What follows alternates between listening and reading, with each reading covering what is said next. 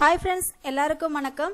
இன்னைக்கு நாம பார்க்கக்கூடிய வீடியோ ஏற்கனவே 6th ஸ்டாண்டர்ட்ல செகண்ட் டேர்ம்ல இருக்கக்கூடிய ஃபர்ஸ்ட் லெசன்ல செக்ஷன் 1 செக்ஷன் 2 ரெண்டுமே பார்த்திருந்தோம். இப்போ நம்ம வந்து செக்ஷன் 3 வந்து பார்க்க போறோம். ஏற்கனவே இந்த லெசன் ஃபுல்லாவே வந்து யாரை பத்தி இருக்கும் அப்படினு பாத்தீங்கன்னா ஸ்போர்ட்ஸ் ஸ்டார்ஸ் பத்தி இருக்கும். ஃபர்ஸ்ட் மித்தாலி துரைராஜ் பத்தி பார்த்தோம், ரெண்டாவது உஷாராணி அவங்கள பத்தி பார்த்தோம். இப்போ நம்ம யாரை பத்தி பார்க்க போறோம் அப்படினா the badminton queen அப்படினே சொல்லலாம். badminton queen சிந்து அவங்கள பத்தி தான் பார்க்க போறோம். இதுக்கு முன்னாடி பார்த்த வீடியோஸ்ல எப்படி நோட்ஸ் எடுத்தோமோ அதே மாதிரி தான் இந்த வீடியோலயும் நோட்ஸ் எடுக்க போறீங்க. ஆக்சுவலா கம்பேரிட்டிவ்லி மித்தாலி துரைராஜ் உஷாராணி இதுல 4 to 5 இன்ஃபர்மேஷன் கொஞ்சம் எக்ஸ்ட்ரா இன்ஃபர்மேஷனா இருக்கு. ஸோ நோட் பண்ணி படிங்க, ரொம்ப யூஸ்ஃபுல்லா இருக்கும். இனிமேல் வந்து வீடியோஸ் டெய்லி 2 or 3 வீடியோஸ் கண்டிப்பா வரும். ஸோ ஃபாலோ பண்ணிக்கோங்க, யூஸ்ஃபுல்லா இருக்கும். சரியா, அடுத்து பார்க்கலாம். நம்ம இதுல யாரை பத்தி பார்க்க போறோம் அப்படின்னா biography of PV Sindhu. The word badminton will instantly bring PV Sindhu in everyone's mind. பேட்மிண்டனாலே நமக்கு ஒரு லேடி வராங்க அப்படின்னா அது யாரு? சிந்து. Pusarla Venkata Sindhu is one of the 2 Indian badminton players to ever win a silver medal in 2016 Olympics, the other being Saina Nehwal who has the won bronze medal in 2012 Olympics. நமக்கு ரெண்டு பேர் ஞாபகத்துக்கு வருவாங்க. ஒருத்தங்க சிந்து, அதுக்கப்புறம் யாரு அப்படின்னா China Nehwal. இந்த சிந்து வந்து 2016 ஒலிம்பிக்ஸ்ல வந்து என்ன மெடல் வாங்கியிருந்தாங்க? சில்வர். அண்ட் பிரான்ஸ் மெடல் வந்து யார் வாங்கியிருந்தாங்க? சைனா நேவால். அவங்க வந்து ஒலிம்பிக்ஸ்ல. சரியா, சிந்து came to international attention when she broke into the top 20 of Badminton World Federation in September 2012 at the age of 17. அதாவது at the age of 17லயே அவங்க வந்து டாப் 20க்குள்ள வந்துட்டாங்க. எதுல அப்படின்னா இப்ப இதுல ஒரு அப்ரிவேஷன் இருக்குப்பா, பாத்துக்கோங்க. BWF. BWFனா பேட்மிண்டன் வேர்ல்டு ஃபெடரேஷன். ஸ்டோரி படிக்கிறோம், இன்ஃபர்மேட்டிவா பாத்துக்கிறோம். அதுல நம்ம இங்கிலீஷ்ல அந்த அப்ரிவேஷனு glossary டைப் அதெல்லாம் வந்து ரொம்ப இம்பார்ட்டன்ட். சரியா, BWF. BWFனா பேட்மிண்டன் வேர்ல்டு ஃபெடரேஷன். அதுல வந்து வந்துட்டாங்க டாப் 20க்குள்ள. எப்பனா in September 2012 at the age of 17. She is one of the top 5 shuttlers in the women singles category. அதாவது women single விளையாடுவாங்கல, அதுல டாப் 5ல ஒருத்தங்க தான் யாரு அப்படின்னா இவங்க. she started playing badminton at the age of 8. இவங்க வந்து எத்தனை வயசுல விளையாட ஸ்டார்ட் பண்றாங்கப்பா? 8 வயசுல தான் வந்து இவங்க வந்து அந்த பேட்மிண்டன் விளையாட ஸ்டார்ட் பண்றாங்க. though her parents were professional volleyball, but she drew inspiration from the success of Pula Gobichand, the 2001 All England Open Badminton Champion. அதாவது அவங்களுடைய பேரண்ட்ஸ் ரெண்டு பேருமே வந்து வாலிபால் தான்.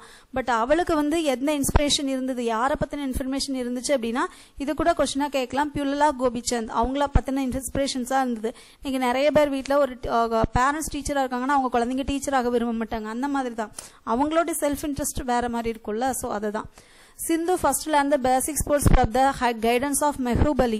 அதாவது இந்த பேட்மிண்டனுடைய பேசிக் ஸ்கில்ஸ் வந்து யார்கிட்ட, பேசிக் கைடன்ஸ் யார்கிட்ட வாங்கினாங்க அப்படின்னா மெஹ்பூப் அலி. இது கொஸ்டினா கேட்கலாம்.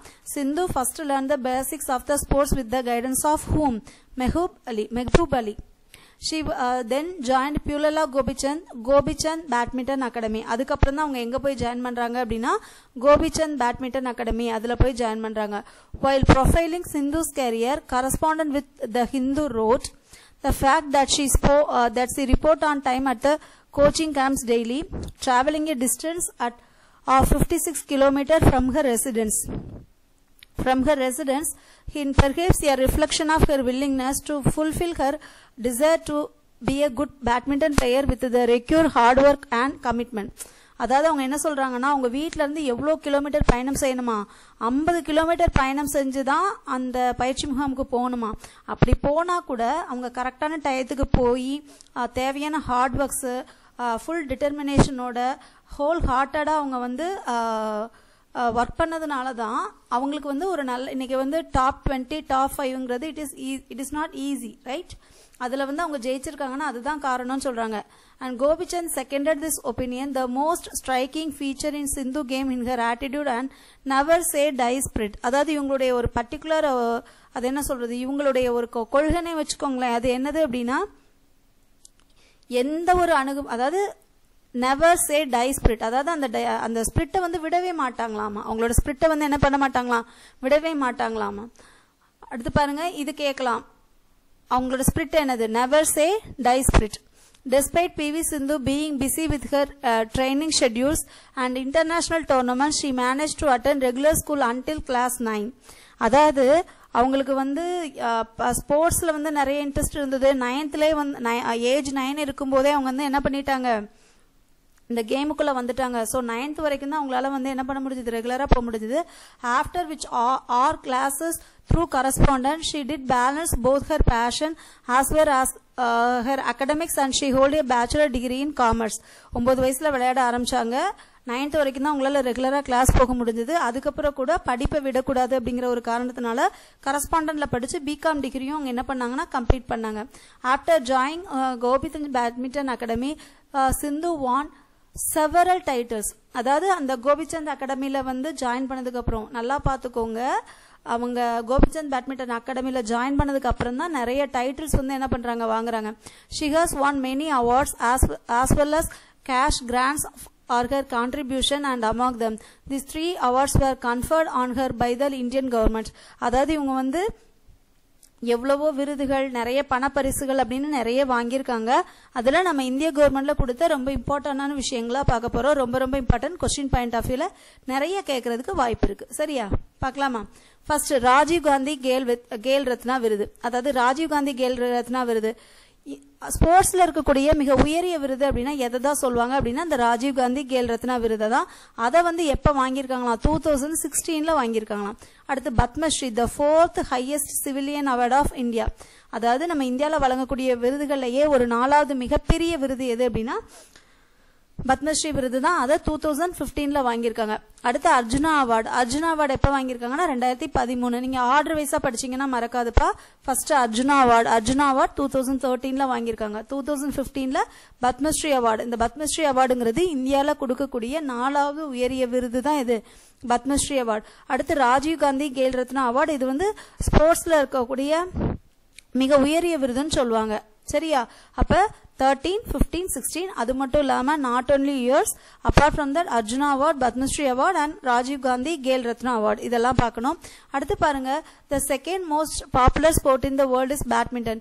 Do you know that first popular one? அதாவது உலகத்துல இருக்கக்கூடிய second popular most popular game என்னது அப்படின்னு பாத்தீங்கன்னா பேட்மிண்டன் தான். சரியா, ஃபர்ஸ்ட் என்னது தெரியுமா அப்படின்னு கேட்டிருக்காங்க. ஃபர்ஸ்ட் வந்து என்னது, ஃபுட்பால். அதாவது உலகத்திலே ரொம்ப ஃபேமஸா இருக்கக்கூடியது ஃபர்ஸ்ட் ஃபுட்பால், நெக்ஸ்ட் வந்து என்னது அப்படின்னா பேட்மிண்டன். சரியா, இதுல வந்து பாருங்க complete the mind map given பிலோன்னு கொடுத்துருக்காங்க. ஃபர்ஸ்ட் நம்ம இப்ப படிச்சோம்ல அதை ஒரு தடவை ரிவிஷன் பண்ணிடலாம். பாருங்கப்பா, பிவி சிந்துவுடைய ஃபுல் நேம் என்னது அப்படின்னா புசரல வெங்கட சிந்து.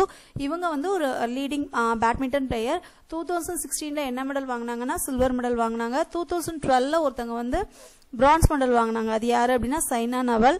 அதுக்கப்புறம் வந்து இவங்க எந்த ஏஜ்ல வந்து டாப் 20 ஸ்போர்ட்ஸ் பர்சனாலிட்டிக்குள்ள போயிட்டாங்க, பேட்மிண்டன் வேர்ல்டு ஃபெடரேஷன் கப்போட டாப் 20க்குள்ள எந்த வருஷத்துக்கு முன்னாடி போயிட்டாங்கன்னா 2012. அப்ப அவங்களுக்கு வயசு என்ன அப்படின்னா 17 வயசு. சரியா, 17 வயசா இருக்கும்போது இவங்க வந்து டாப் 20க்குள்ள போயிட்டாங்க. அது மட்டும் இல்லாம இந்த சிங்கிளா விளையாடுவாங்கல்ல, அதுல டாப் 5 உமன் லிஸ்ட்ல இவங்களும் ஒரு ஆளா இருந்தாங்க. அவங்களுடைய அம்மா அப்பா என்ன பிளேயர்ஸ்னு பார்த்தோம் அப்படின்னா வாலிபால் பிளேயர்ஸ். அவங்க அம்மா அப்பா வாலிபால் பிளேயர்ஸா இருந்தாலும் அவங்களுக்கு வந்து இந்த பேட்மிண்டன்ல தான் வந்து ஒரு இன்ட்ரெஸ்ட் இருந்தது. அப்ப ஃபர்ஸ்ட் வந்து அவங்களுக்கு யாரு வந்து அந்த பேசிக் ஸ்கில்ஸ் எல்லாம் சொல்லி கொடுத்தாங்க அப்படின்னா மெஹபூப் அலி சொல்லி கொடுத்தாரு. அதுக்கப்புறம் அவங்க வந்து எங்க போய் ஜாயின் பண்றாங்க, கோபிச்சந்த் பேட்மிண்டன் அகாடமியில வந்து ஜாயின் பண்றாங்க. அங்க வந்து கிட்டத்தட்ட அவங்க பிராக்டிஸ் பண்றதுக்கு வந்து எத்தனை கிலோமீட்டர் அவங்க இருக்கிற இடத்துல இருந்து போகணுமா, 56 கிலோமீட்டர்ஸ் போகணுமா. அந்த 56 கிலோமீட்டர் போனா கூட அவங்க அது என்ன சொல்றது, ஒரு பேஷனா பண்றது. இப்ப நம்ம படிக்கிறோம் அப்படின்னா 100% அதுக்கு கொடுக்கணும்ல. சரிதானே, நம்ம 100% ஒரு விஷயத்துல நான் வந்து கான்சென்ட்ரேட்டடா இருக்கேன், கண்டினியூஸா என்னோட இன்புட்டை நான் கொடுத்துட்டே இருக்கேன் அப்படின்னா கண்டிப்பா நமக்கு அந்த விஷயம் கிடைக்கும். What ever it might be, அது எதுவா இருந்தாலும் நான் ஒரு விஷயத்துக்கு வந்து கண்டினியூஸா வந்து பன்ச்சுவலா படிக்கிறேன், பன்ச்சுவலா எழுதுறேன், பன்ச்சுவலா ரிவிஷன் பாக்குறேன்னா என்னோட ரிசல்ட் நல்லா தானே இருக்கும். சோ அதை தான் இதுல வந்து சொல்றாங்க. 56 கிலோமீட்டர்ஸ் தாண்டி வரணும், கரெக்டான டயத்துக்கு வந்துருவாங்க, ஹார்ட் ஒர்க் பண்ணுவாங்க. எல்லாத்த விட முக்கியம் self determination and her spirit, never say die spirit. அவங்க எப்பவுமே வந்து ரொம்ப பாசிட்டிவா ஹார்ட் ஒர்க் பண்ற ஆளு. அவங்க அவ்வளோ கேம்ல பெரியவங்களா இருந்தா கூட 9th ஸ்டாண்டர்ட் வரைக்கும் ரெகுலர் கிளாஸ் போனாங்க. அதுக்கப்புறம் வந்து என்ன பண்றாங்க, பேச்சுலர் டிகிரி படிக்கிறாங்க கரஸ்பாண்டன்ட்ல. அதுக்கப்புறம் வந்து அவங்களுடைய கோபிச்சந்த் பேட்மிண்டன் அகாடமியில் ஜாயின் பண்ணதுக்கப்புறம் நிறைய டைட்டில்ஸ் அடிக்கிறாங்க. ஃபர்ஸ்ட் வந்து என்ன டைட்டில் அடிக்கிறாங்க? ராஜீவ் காந்தி கேல் ரத்னா அவார்ட், அது வந்து the highest sporting honour of India 2016. And next வந்து Padmashri the 4th highest civilian award of India 2015 and Arjuna award 2013. இதெல்லாம் அவங்க வாங்குறாங்க. இந்தியாவில் வந்து செகண்ட் மோஸ்ட் பாப்புலர் கேம் எது அப்படின்னு பார்த்தீங்கன்னா பேட்மிண்டன். ஃபர்ஸ்ட் பாப்புலர் கேம் எதுன்னு பார்த்தா ஃபுட்பால். இதெல்லாம் வந்து நம்ம ஞாபகம் வச்சுக்க வேண்டிய விஷயம். சரி பார்க்கலாம். இந்த கம்ப்ளீட் த ஃபாலோயிங்ல என்ன கொடுத்துருக்காங்க? She is the first Indian woman to win silver medal in Olympics. அதாவது ஒரு சில்வர் மெடல் ஃபர்ஸ்ட் வாங்குறவங்க யாரு அப்படின்னா அவங்க தான். சரியா? எப்போ 2000 நம்ம ஃபர்ஸ்ட் லைன்ல பார்த்தோம்ல 2016 ஒலிம்பிக்ஸ்ல. அதுக்கடுத்து பாருங்க, she learned the basics of the sports from அவங்கள பேசிக் ஸ்கில் வந்து யார்கிட்ட இருந்து வாங்கினாங்க? மெஹபூப் அலி. அடுத்து Gopichand observe the days character, அதாவது கோபிச்சந்த் அவருடைய ட்ரெயினர் வந்து the never say die spirit, அந்த இதை தான் வந்து அவர் her inspiration was Pullela Gopichand. அதாவது மெஹபூப் அலியை பார்த்து அவங்க கேரியரை ஸ்டார்ட் பண்ணுவாங்க. பட் அவங்களோட ஹோல் இன்ஸ்பிரேஷன் வந்து யாரு? அவங்களோட இன்ஸ்பிரேஷன் யாரு அப்படின்னா பியூலலா கோபிச்சந்த். ஸ்டார்டிங்ல உங்களுக்கு ட்ரைனிங் கொடுத்ததா யாரு? மெஹபூப் அலி. சரி, அதை மட்டும் கொஞ்சம் டிஃபரன்ஷியேட் பண்ணி படிச்சுக்கோங்க. அடுத்து அவருடைய எது வந்து அவருடைய டிசைரை வந்து கிடைச்சது? Willingness, hard work, commitment. நம்ம ஆசைப்படணும், ஹார்ட் ஒர்க் பண்ணணும், அதுக்கு ரொம்ப கமிட்டடா இருக்கணும். கரெக்டான டைம்ல அதுக்கான வேலைகளை வந்து என்ன பண்ணணும்? நம்ம பார்க்கணும். சரியா?